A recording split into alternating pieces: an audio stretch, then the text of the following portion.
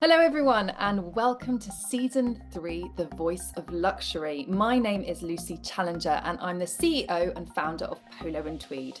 And I am over the moon, perhaps over the wedding moon, to introduce you to my guest today. Now, Vanessa Smith is an incredible wedding planner and entrepreneur.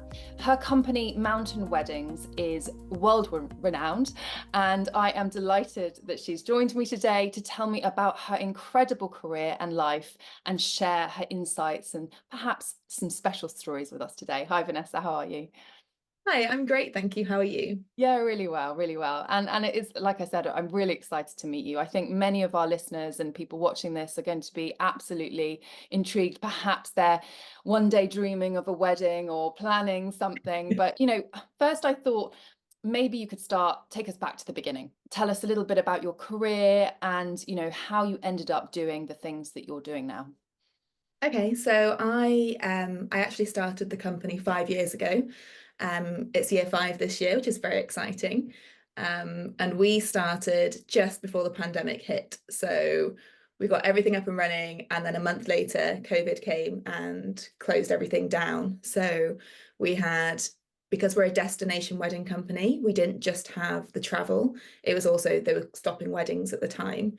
So they'd open borders and we'd be able to fly in our brides, but then we wouldn't be able to have a wedding, or we'd be able to have a wedding and then they'd close the borders. So it's kind of a double-edged sword for us with COVID.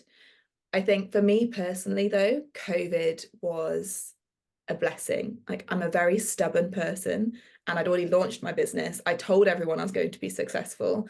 And so then I had to be successful, which, in our first year, we were featured in British Vogue 3 times. We just went from, we grew and we grew. We went from office to bigger office. Well, we went from cupboard to office to bigger office. Um, and it was just amazing. Like, for me, COVID, everything stood still. So I wasn't missing out on anything. So I was just working from 6 a.m. till midnight, day after day. I did burn out, but it got us to where we are today. And I couldn't be happier with where we are as a company at the moment. We are in 5 different countries. We have teams all across Europe. And we create the most amazing weddings that just blow me away every time. Like, I know they're going to happen and I know what we're about to produce. And each time I still get to the day and I'm like, wow, this is incredible. That's incredible. So obviously starting a business at the time that COVID hit, the world wasn't prepared for that. And then, everyone reacted differently. But what led you into starting this? Were you in events previously? Had you planned a wedding for a friend and thought, oh, this is fun? Or, what got you to that point that you decided this is what you were going to do?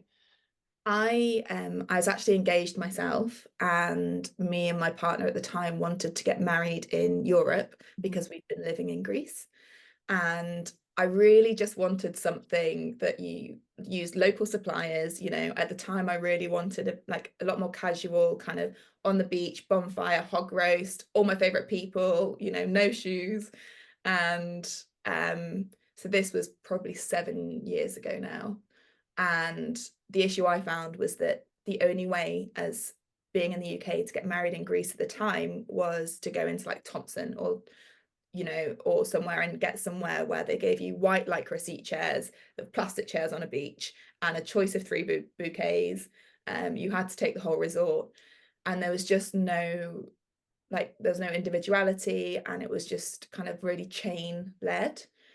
Um, so then I moved to the French Alps, and I was like, there's so many great people here and there's so many great venues. There's this one venue which I say inspired the whole business, that was just on a lake, and it's just a community hall. It's classed as a community hall in France, but it's on the most beautiful lake you've ever seen, with dramatic cliffs and big floor to ceiling windows, and it rents for like something insane, like €2,000 for 3 days for this venue that should be worth 100,000. But because it's like in a little French village and it's a community hall, you can get it for this amazing price. And I was like, why aren't people doing weddings? I know a really good florist, I know a really good. And so I started bringing all these suppliers together. We started doing networking meetings every Monday. So Mondays with Mountain Weddings, MWMW. And we just kind of created this community. To be honest, originally I was more kind of doing it as a directory and helping these businesses get out to the UK market because that's what I wanted. And then people started coming to me and were like, will you plan my wedding? And I was like, yes. And now here we are. That's incredible. So your brain obviously, I mean, I call it the third eye planning. I was once told that by someone who's very into kind of the holistic world, where certain brains are very good at seeing multiple paths ahead and being able to plan. You know, you have big picture planning and then you have like detailed planning. But it sounds like you've probably got both. But would you say that you're more like, you can see obviously all these different pictures in terms of how you plan events and bring all of those threads together to create that overall finish? Yes, yes. I have a very, I've been told before, a very chaotic brain. I'm very good at kind of looking at something and then figuring out all the different things that we can do to improve everything and then bring it all together. Mhm. Which can be, I need to rein that in sometimes, I get a bit too excited and I'm like, oh my goodness, there's so much potential here, and just kind of remember I am one person and there's only 24 hours in a day. Yeah. So what was your wedding? What did it end up being? Oh, well, plot twist, I didn't actually end up getting married. Okay. Curveball. So, I feel like everyone is in your life for a reason. Mhm. And I feel like he was in my life to show me what was missing in the market. And Yeah. then I started my business from that, which was the best thing I ever did. So, yeah. Yeah, no, I love that. I love that, I'm a big believer that, different parts happen for a reason. I don't believe in fate. I think we're in control of our own fate. But I do think that there's certain times in life that things happen and then, we grow from that and we take these experiences. And it sounds like you're very much the type of person that despite perhaps challenging moments, you're like, where can I take the positive from this? And where can I help other people? And where can I bring magic into other people's lives? Which I think weddings are magical. There is this sense of a new beginning for the couple coming together, the stepping into life together, formally telling the world that they are in a partnership of whatever that looks like, from traditional marriages to perhaps non-traditional marriages. What do you take for how do you create the inspiration? Are you led purely by the bride and groom in terms of what they want, or the bride and groom? Or are you very involved in kind of the development of the projects? I mean, it really depends from couple to couple.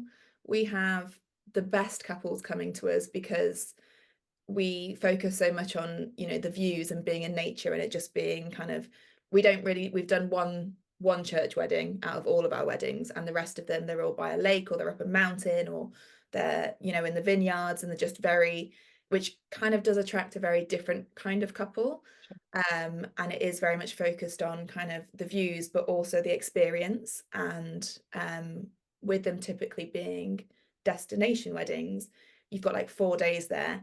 And like, oh, I love we have like granddads who make friends with the best man and like from different like sides who've never met before. And then they're like paddleboarding on the lake, or they're like, and you've got all these amazing moments that there's no other time in your life that you will have both sides of the family away on holiday well, not necessarily, like unusually you wouldn't have both sides of the family away on holiday together. Sure. And like half of these people, they've never been to places where we do our weddings. So most of our weddings started off in the French Alps, and we'd have like 80% of the guest list would have never done a mountain holiday before.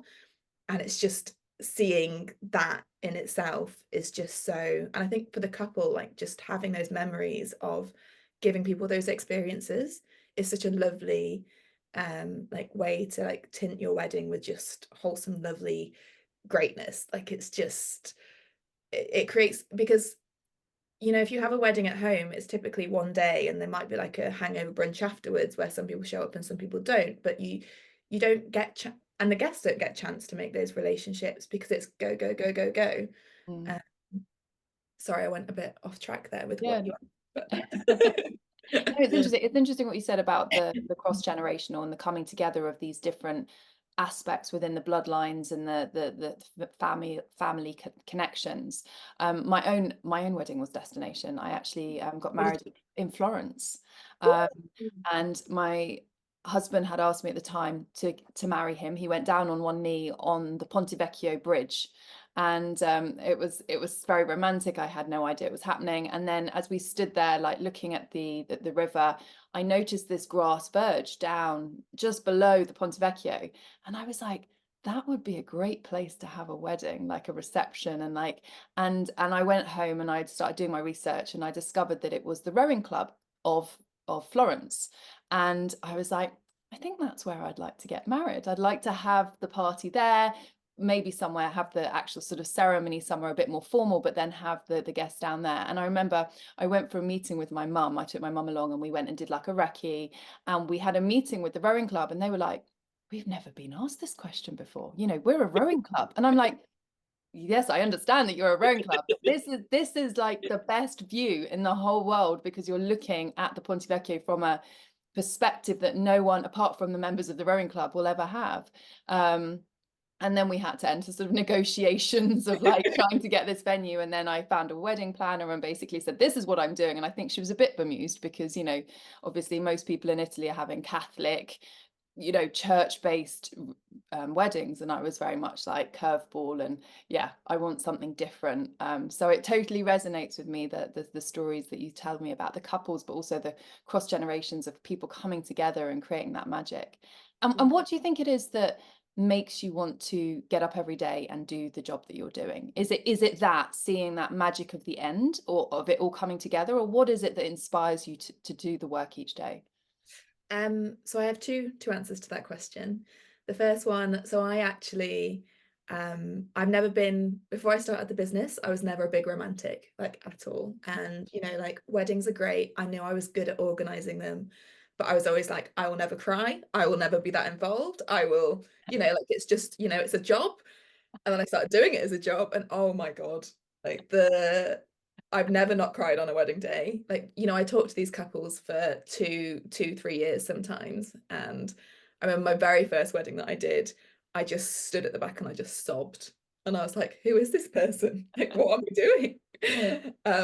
So there's obviously such a great reward from planning someone's wedding. It's the most important day of their life. And, we always do such a great job, and I'm always so proud of it. So it's always such a and it's such a privilege, like people are trusting like me and my team with this. So there's always a lot of emotions, and that really does help with kind of getting up every day.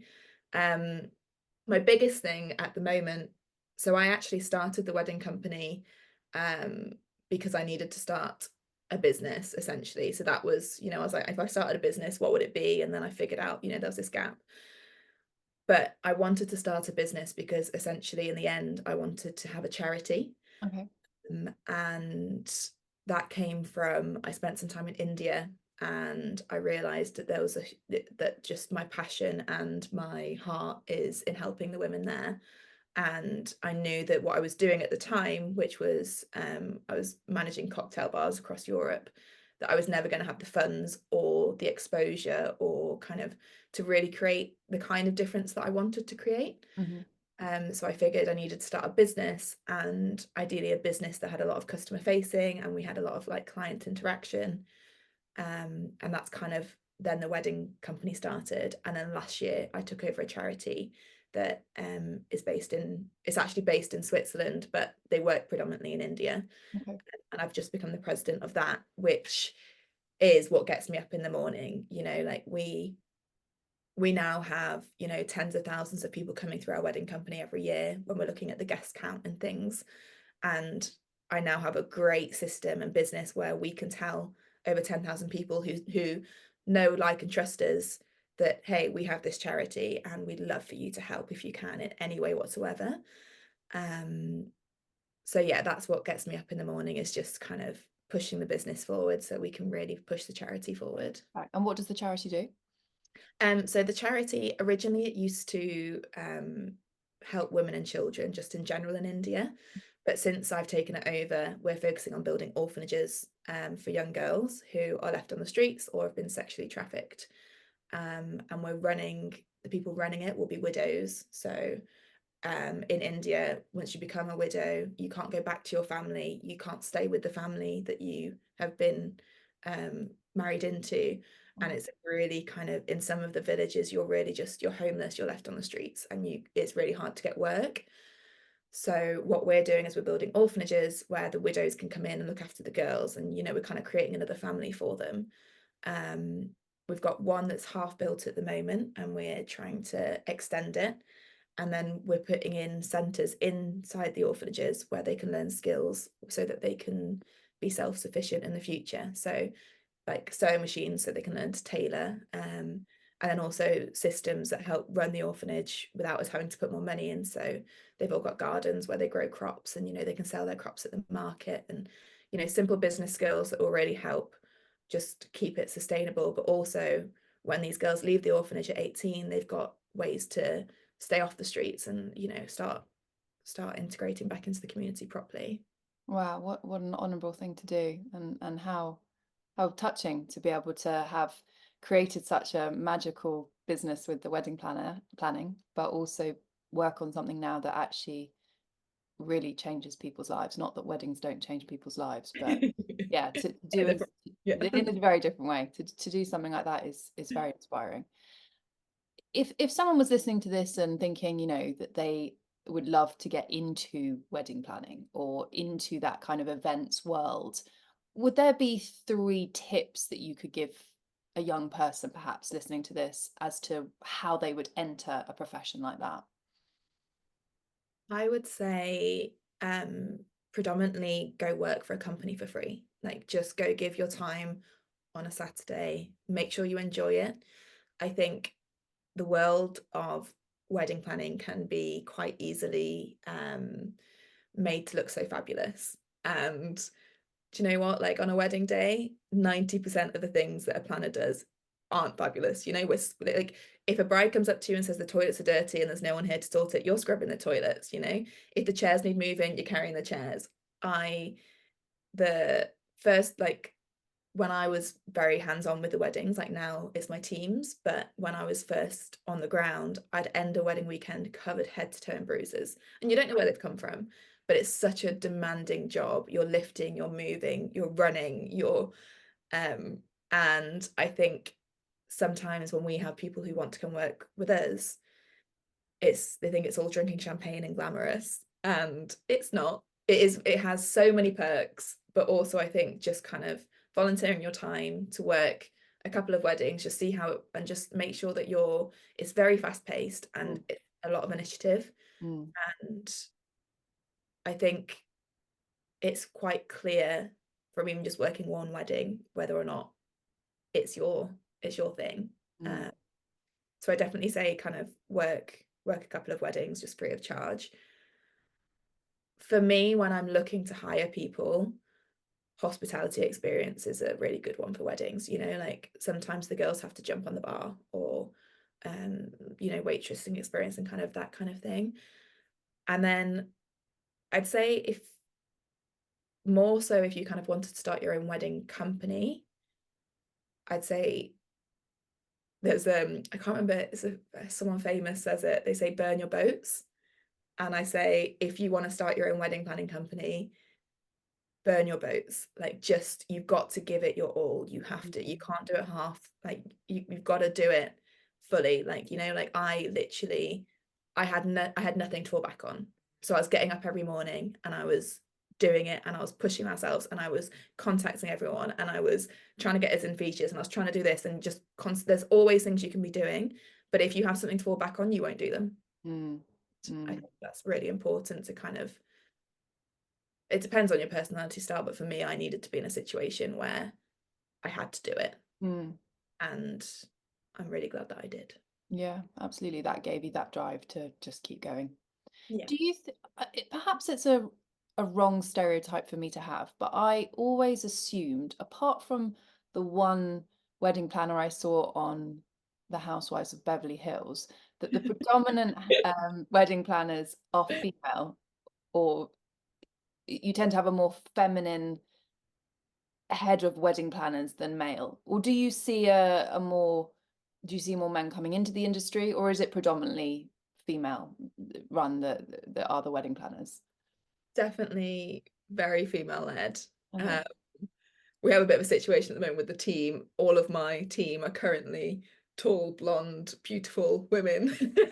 and I've just hired someone else, and I'm like, oh, you're tall and you're blonde and you're beautiful. Um, I'd love to see more men in the industry, and I don't really understand why. Like, I wouldn't not hire someone because they were male at all. Like, I would love to have, like, as you know, like wedding planning is very detail orientated and kind of spreadsheets and things to start with. And then on Yeah. the day, like, I want like men are, if anything, I think they'd potentially be, you know, like stereotypically better at some of the things that we do. Mm, So I don't know why. I think it's just I don't think men know to apply for wedding planning. Like mm, yeah. mm.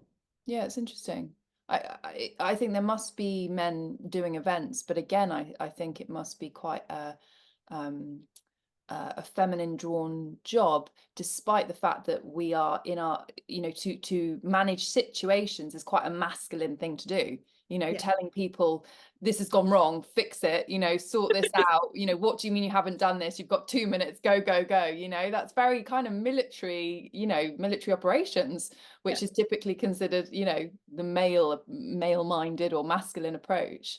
Um, what do you think has given you the success in this area? Do you point it to your education, your upbringing, you know, the situation, like you said, that where you were engaged, or, you know, what is it in particular you think about yourself that has made you this successful in this area?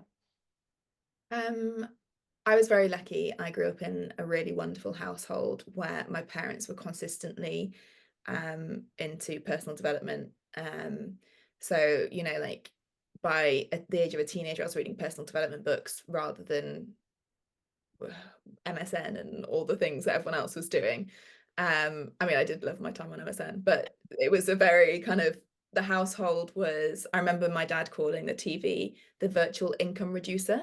You know, you finish work or school at 4 or 5 o'clock and you've still got 8 hours before you're going to bed. So what are you going to do with this time? And I'm like, not watch the virtual income reducer.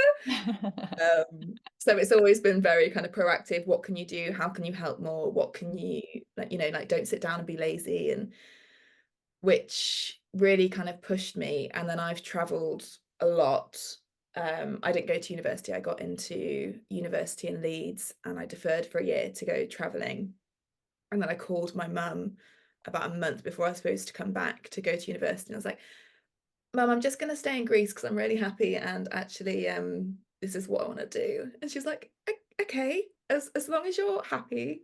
And for me, I think it was the best thing I ever did because I had so much life experience. And I know that sounds corny, but you know, I've met thousands and thousands of people. I've lived in about 15 different countries. And all of that is really helpful when you're then trying to bring together 30 different suppliers on a day and Mm, organize logistically. And you know, like I currently I'm homeless, so I gave up my home and I just travel to where the weddings are, where my team are, or mm, wherever I'm needed.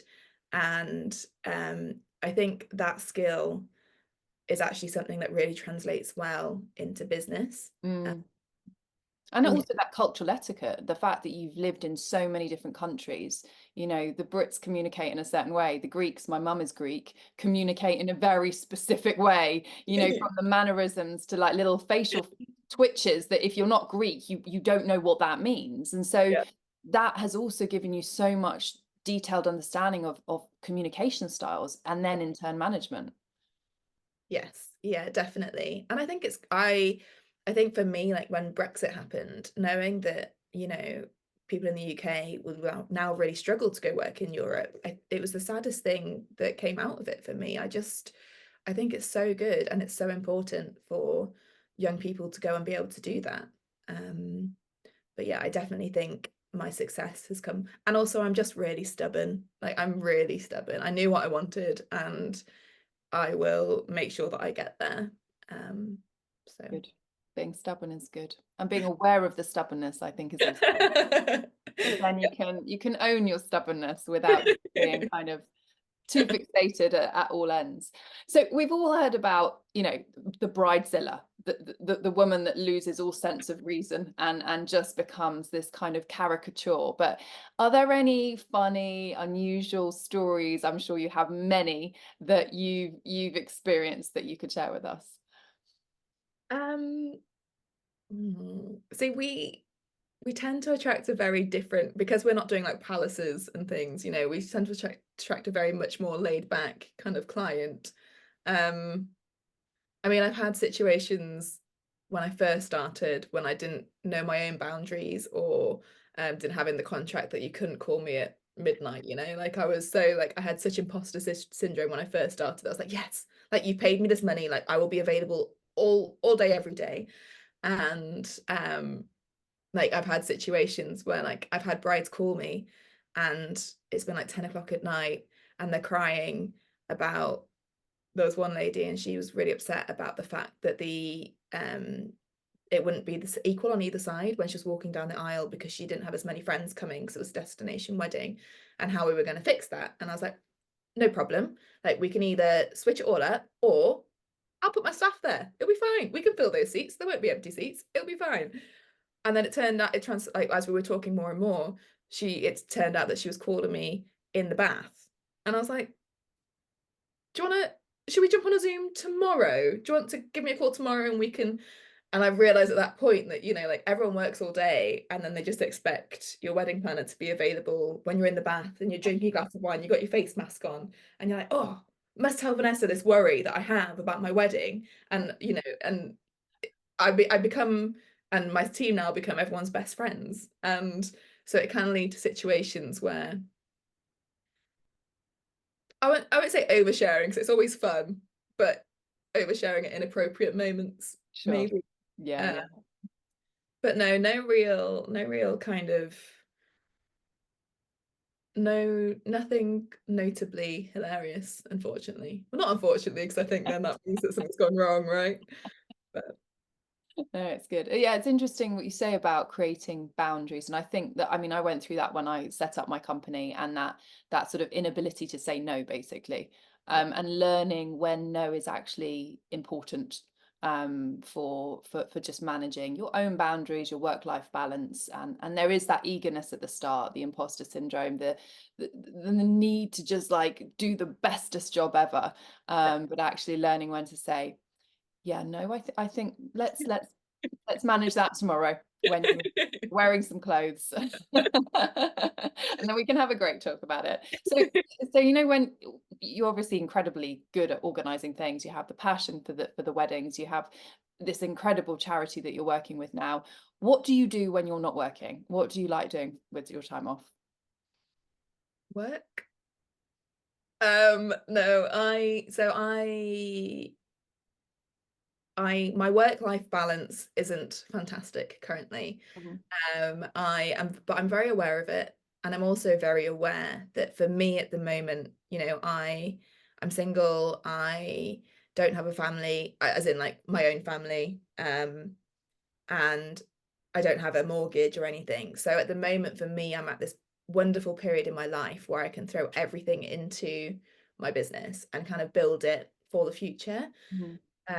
I'm trying to do it a lot more intentionally now so I don't burn out. Mm.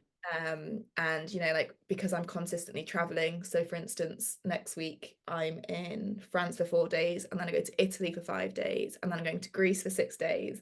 It's There's not really much time. I've started running just to kind of, because that's something I can do wherever I travel to. Sure. um but and like living in the mountains, when I can, I'll hike or snowboard, but I'd say predominantly I am definitely not a picture poster for work-life balance at the moment. But I think I enjoy it so much. I and I do I want to be doing it, like it's not a chore.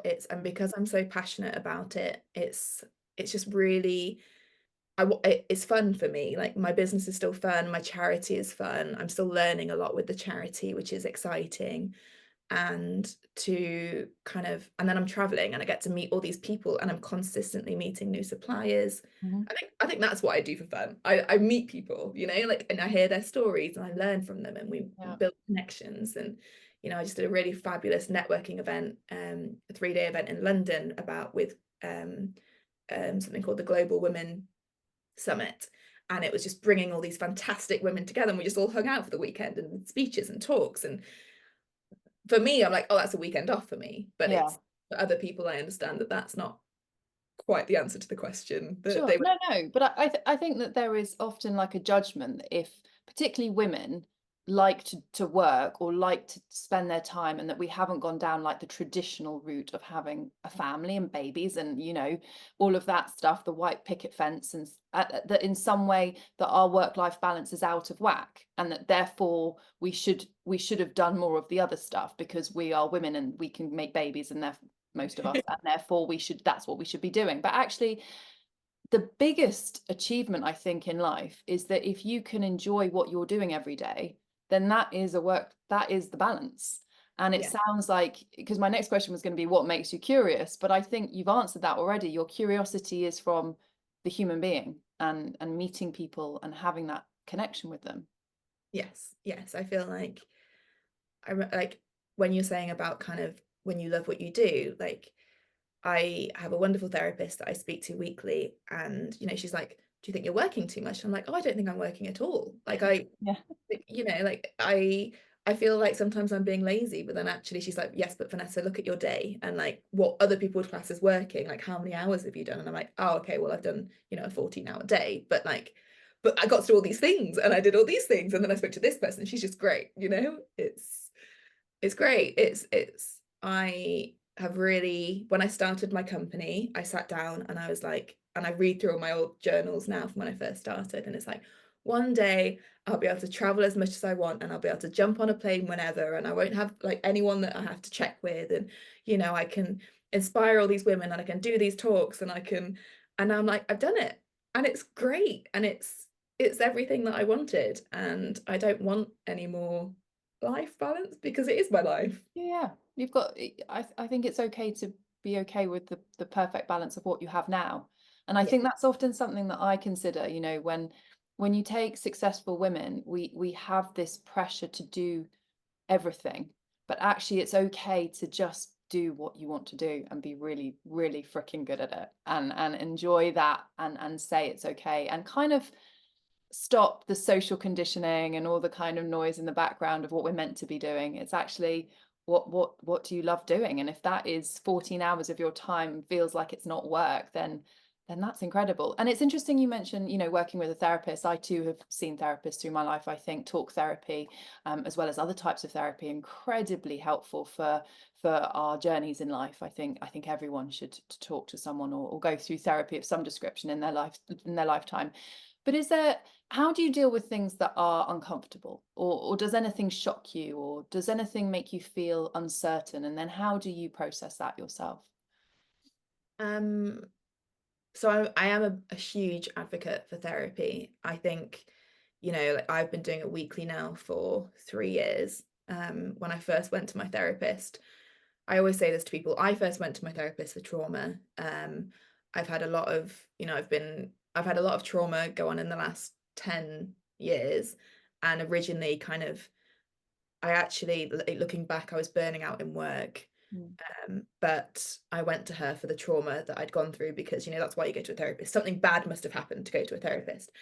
We've hardly even spoken about it, and actually what she's helped me do is understand why my brain thinks the way that it thinks, and then kind of being able to manage that a lot better, and then not overcommitting and burning out, or understanding why I make certain decisions, which for me, again, like you can relate to the trauma, and when things get stressful or if something bad happens, but to then understand your brain and how you're processing it. And like I had a really big issue with the fact that like the whole fight, flight, or friend, like when you're like put in this like in these scenarios, and I always went for friend. And for me, I'm like, well, why am I still trying to people please when like Mm. I'm in a situation where this person's trying to harm me?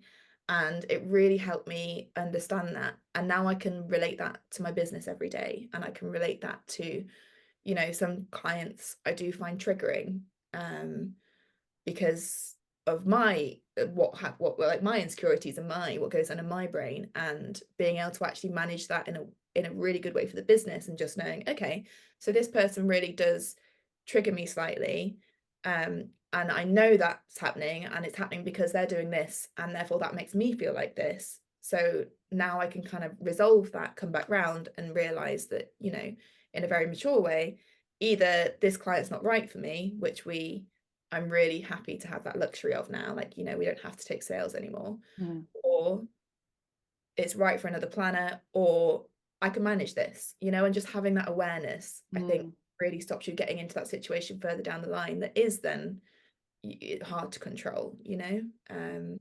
That's So very powerful to have that realization, because I think I agree with you. I think, you know, we all have our own triggers based on our pasts, our childhood, whatever trauma it is, whether it's capital T trauma or lowercase t, and we react to things that we are confronted with.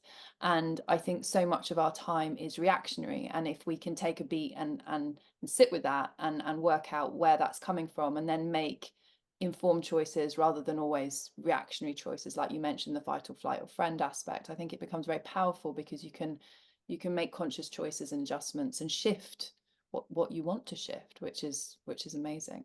Sounds like you've done a lot of work on that. And how do you find with the traveling side of things, because you mentioned that you don't have a sort of a base, and so almost like a nomadic existence of travel and freedom and play and adventure. But, you know, what do you enjoy about travel, and can you pick a favorite country in the world, or is that impossible?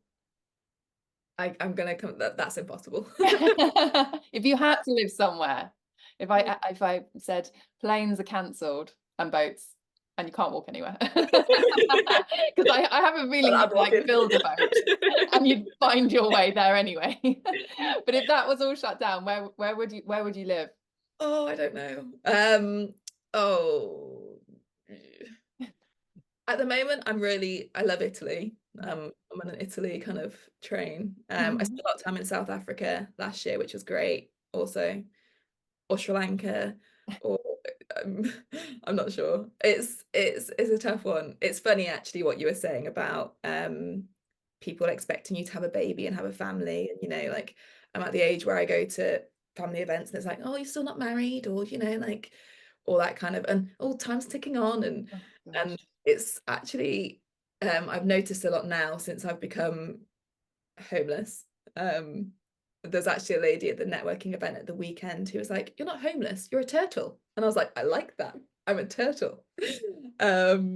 So, but I really noticed it with the older generation.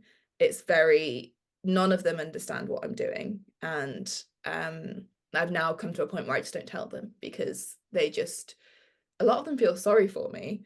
And I'm like, no, I wanted this. This is the most amazing thing that's ever happened to me. And it does have its downsides. And I'm sure it won't be forever.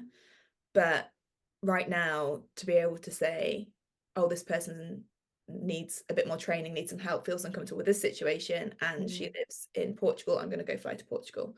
And mm, just being like having that freedom, because I was traveling so much before, but I was renting a place in France, and it was empty half the time. So, you know, like that extra grand and a half I was paying on rent, I can put towards the charity or travel. Oh, I forgot to mention, so we give 25% of our profits every year to the charity. wow. Fabulous. But things like that, right? Just being a bit more clever with my money with the business so that we can then put as much money as possible into the charity. I don't Yeah. need a home, you know, like I've really gone down the minimalist route. I've got two pairs of power pants, two dresses, two pairs of jeans, you know, I've got a really small suitcase, and that's all I need, and my laptop. Yeah. And I get to travel the world and meet all these fabulous people. Yeah, amazing, amazing. That is a very cool way of doing it, and I think it's great, and I totally hear what you're saying about that idea. Probably challenges a lot of people, from older generations to even younger generations that live in the same kind of cyclical pattern as their families and their parents and their grandparents. And, you know, they're born in a town and they stay in a town and they get married in the town and they die in the town, you know, and the thought of stepping outside of that and being this free spirit whilst, you know, doing all these things that you're doing with your work and life can give people a reaction. But you know, that's on them, and you're just doing you, which sounds fabulous, utterly fabulous. But you know, on a more serious note, we obviously we've gone through COVID when you set up your business. We then went into Brexit in the UK, and now, of course, we have weird markets and global recessions creeping in and cost of living crisis in the UK. Has that impacted you in any way in terms of your work or you personally, and how have you adjusted through that period? I think for us, the biggest shift was kind of with the cost of living crisis was we now have to do high-end weddings. Mm. A wedding planner has become such a luxury now, I think. We really did see a shift in kind of the inquiries we were getting through, which then changed the game for us as a business because it's a lot harder to use small local suppliers, Mhm. which in turn then is bad for the cost of living crisis because you want to be using those. But if we're doing high-end weddings, our local florist can't accommodate that. You know, it's actually been quite sad because we can't give our smaller suppliers as much work. It's also great that we're doing high-end weddings, like they're so much fun, you know, and we can really be a lot more creative and we get to meet these wonderful people and go to these great places. But for us, it definitely, we kind of, you know, anyone who's spending what is still a really good chunk of money on a wedding to then spend 10% of that on your wedding planner, it's just not feasible for a lot of people anymore. Mm.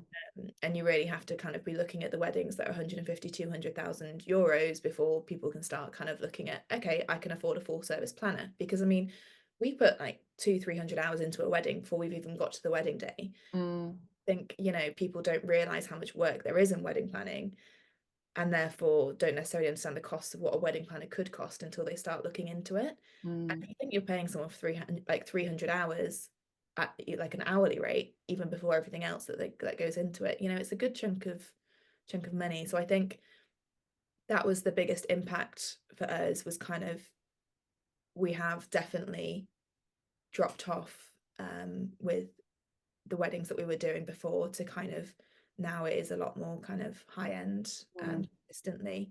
And unfortunately, that means that we can't always use our local independent suppliers. Like we've got this florist and she lives in the French Alps and she grows all the flowers in her garden. And Wow. she's just fabulous. And she'll grow because obviously she has like a year's notice. So she'll like really plan it and like, you know, and then from the wedding, like all these flowers have come from a garden just down the road in this like idyllic French cottage. And it's like, how wonderful is that? But she can't do that for Yeah, the scale. Yeah, no, absolutely. Yeah, no, it's interesting, isn't it? That need to evolve and constantly sort of take what you're confronted with and then adjust. And that always, I think, in many regards, it points to success of things, is how you can react, how you can grow from it. But what do you think is, you know, what do you believe it takes to succeed in life? What is that magic? consistency. Consistency. That's it. That's all you need. Like, you know, like I'm always amazed when, and I don't mean this in a horrible way at all, but I meet so many wonderful women and I'm like, you're not particularly skilled in your area, you know, like I met so many wonderful women at the weekend who were super successful and you know like they're not any more intelligent or have had better educations than someone else in their field that has I just feel like it's consistency and never giving up, like just keep going. And you know it's everything in life I do believe is a numbers game. You know, like if I keep talking to 20 different companies every day that then will recommend me or talk to other people, you know, like that's got to pay off. Mm. But be also good karma, right? Like just and I don't people like sometimes will say, oh, you're so lucky, and I'm like, I'm not lucky. I am lucky in, you know, in many, many ways, but the life that I have now, I've created by being Mhm. persistent. And a lot of people wouldn't have worked 18-hour days, 7 days a week. It took me dating someone for them to really tell me that, Vanessa, you have to take days off. Like, there is a weekend for a reason. And I still struggle with that.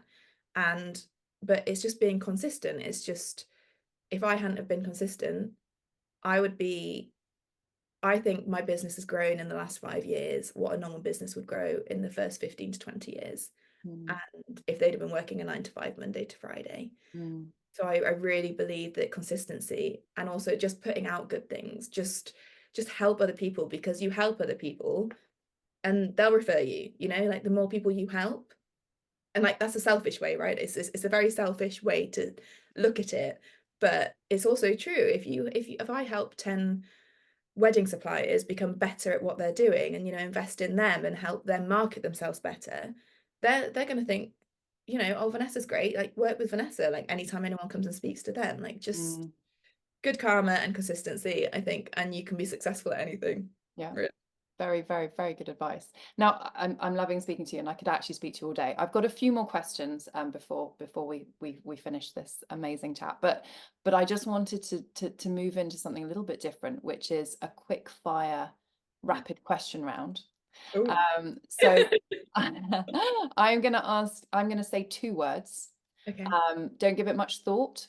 You don't need Mhm. to tell me why, but I'd like you to pick one of the two. You Okay. can't pick both. You can only pick one. Ooh, Okay. okay. You ready? Mhm. Cats or dogs? Dogs. Morning or night? Morning. Vacation or staycation? Staycation.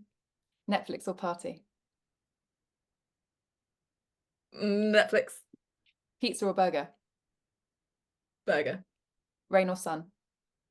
Sun. Fast or slow? Fast. Sweet or savory? Savory. Eggs or bacon? Ooh, eggs. Tea or coffee? Coffee. Texting or calling? Calling. Today or tomorrow? Today. Thank you. I that surprised me. I think it always does. People are like, oh, and I like hearing people's answers. So if you could look back at your life and give your 18-year-old self advice, one piece of advice, what would it be? I would say to 18-year-old Vanessa, you've got this, Mhm, and follow your gut. mhm. Like, I think I always say this. I actually hiked a mountain with my dad for his birthday a couple of weeks ago, and I used this analogy then. We were hiking this mountain. It was terrible. It was horrible. It was so steep, and, you know, we got up at like 5 a.m. to do it, and we were just walking up this mountain. It was like a consistent steep. It was like it's a black ski slope that we were actually walking up, and once we got to like 3/4 of the way up, I was like, we were like, why are we doing this? Why did we get out of bed at 5 a.m. to walk up a black ski slope for the view? And it's a really good like analogy for when you're at the top. Oh, worth every penny. I'll get up at 5 a.m. tomorrow and do it again. But at the time, it's like, oh my God, this is terrible. And I do think I would never tell my 18-year-old self about the last 5 years, because I wouldn't have done it. Mm, Because, you know, like, there was some really like, there was a point in COVID where my electric got cut in my apartment because I had at the time 4 full-time staff. We weren't taking bookings because it was COVID, and I had to pay their bills and I had to pay their wages, and I knew that, like, if I like, and they were all really integral to getting us going. And so I was in the French Alps in the winter, it was snowy, and my electric got cut and my heating was electric. So I put all the duvets on my bed, and it was in an apartment that had plugs in the hallway. So in the morning I'd plug my kettle in the hallway so that I could have a cup of coffee and get warm. And, you know, like, I did all these things to get to where I am today.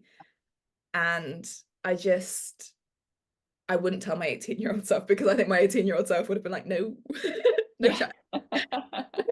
I tell her to trust her gut. You've got this, and you'll get there. That's what I'd say. What do you think is more important then, the journey or the ending, Journey. the journey? 100%. It's changed me as a person tenfold, and I'd like to think for the better. Mm. And I'm still, and I don't even think you ever get to the ending, right? It's just a constant, like, because the goalposts always move. So enjoying the journey, but having the goalpost there so that you've got direction. But definitely the journey is the best bit. I always think as well that we come into this world on our own, and we fundamentally leave this world on our own as well. But along the way, we walk on our journey, our path, and we have moments with people that we touch in terms of connections and affect their lives, and they affect ours. But the joy you have and do on your daily basis with connecting with people, with interspersing in their journeys is clearly something that has driven you your whole life, and it's incredibly beautiful to hear about. So thank you so much. Like I said earlier, I could speak to you all day.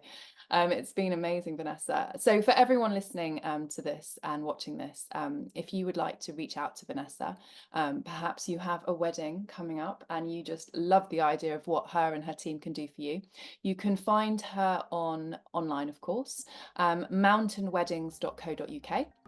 You can also find her on Instagram, and her handle is Mountain Weddings Europe. But Vanessa Smith is, her life as she's described today, it has been an absolute delight. It's been fabulous to speak to you, Vanessa. I've enjoyed every minute of it. Thank you so much for coming and talking to me today, and thank you. Thank you so much. That was wonderful.